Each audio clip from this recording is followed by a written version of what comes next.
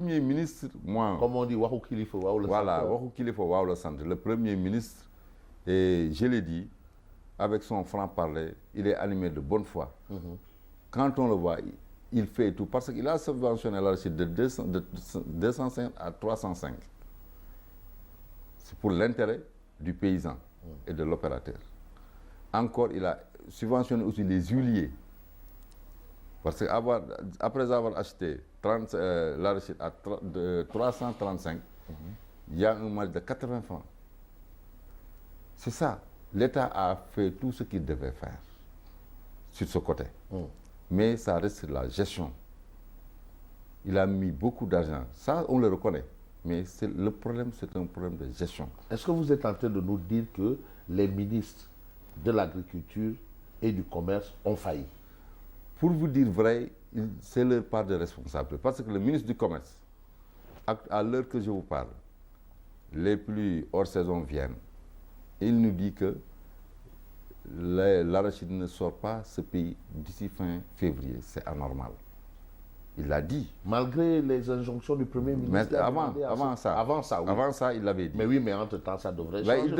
Il a dit qu'il va convoquer d'urgence pour qu'on voit qu'est-ce qu'on peut acheter, parce que les exportateurs doivent nous édifier sur le poids qu'ils achètent, nous donner un poids exact à partir de 200 à 300 000 tonnes. Ça, ce n'est pas un problème. Mais les points de collecte posent problème. Comment ça? Parce qu'ils sont insuffisants. C'est ça. Ils sont insuffisants. C'est ça. Il y a aussi le manque d'argent.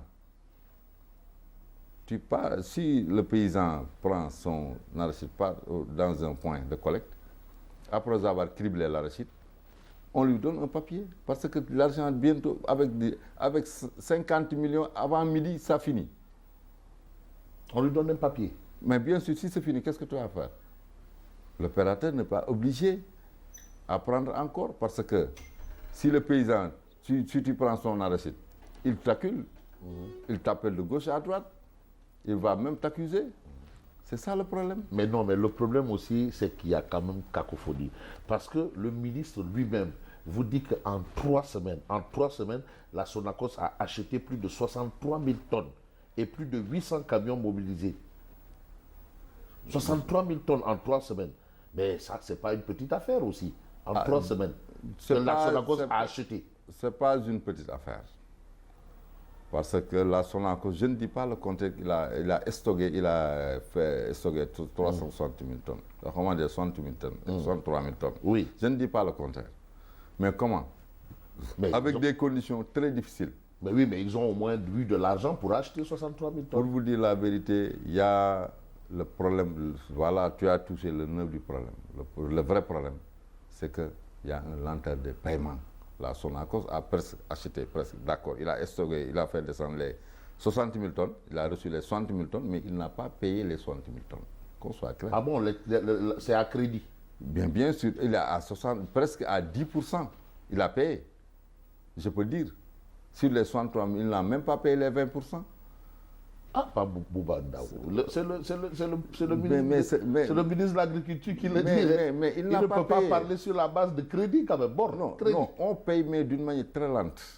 Parce que les factures, à l'heure que je parle, ils sont sur le vin. Donc le Tegtegui là n'est pas... Non, il n'y en a pas. Le Tegtegui, il n'y en a pas au niveau de la Sonacos. Depuis. Le Tegtegui, il n'y en a pas. Au minimum, si tu fais descendre un camion, tu charges un camion, pour vous dire Fabrice, tu charges un camion, tu viens, il fait maximum au niveau de la Sonacos d'Indiane, une semaine pour descendre. Parce que 800 camions, comme il a dit, il y a un énorme camion. Une semaine à 10 jours pour descendre.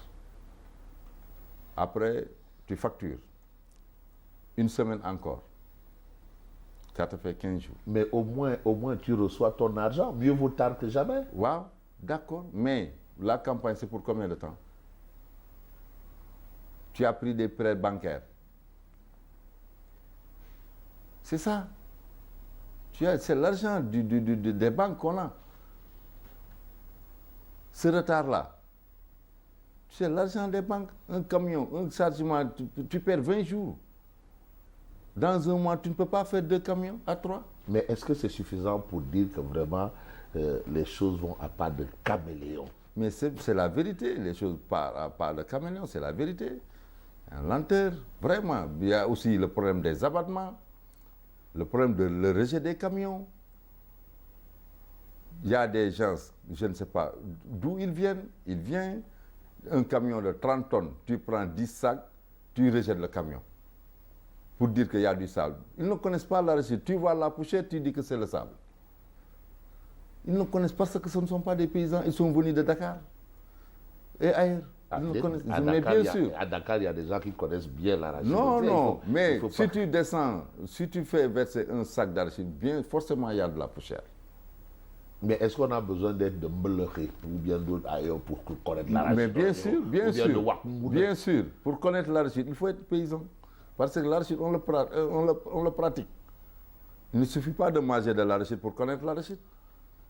C'est ça le vrai problème. On a d'énormes problèmes. Le problème des abattements pose problème, lenteur des paiements, le rejet des camions. Il y a tout ça. Le ministère du Commerce nous fouette. Si on te rejette, il vient, tu payes 200 000, 300 000 encore parce qu'on te dit tu as mis du sable dans le camion. Il y a tous ces problèmes-là. À la fin, l'opérateur est victime et pris en otage. C'est ça la vérité. L'opérateur qui perd. Si le camion, il y a du sable, on dit que c'est l'opérateur. Et or que l'opérateur, il ne fait qu'acheter. On ne peut pas acheter du sable.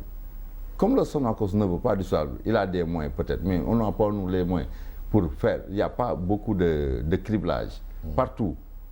Parce que les criblages sont insuffisants. C'est ça le problème. Mais comment est-ce qu'on en est arrivé à cette situation? Vous avez quand même le CENIA, le Comité national interprofessionnel de l'arachide qui est là. Vous avez des organisations paysannes qui sont là. Vous avez un gouvernement qui est là. Comment est-ce qu'on peut se retrouver dans cette situation-là? Parce que, Fabrice, qu'on le dise, il y a ces pratiques-là sont vétustes.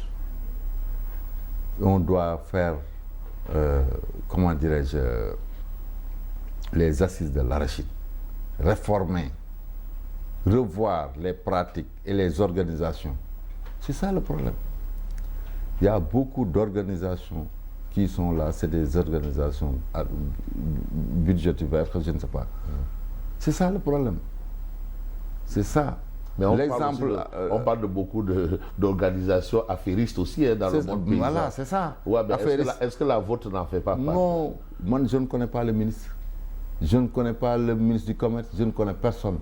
Ouais, mais est-ce qu'eux, ils vous connaissent aussi? Parce que moi, je ne fais que, je vois par la voie administrative. Je suis allé au ministère du Commerce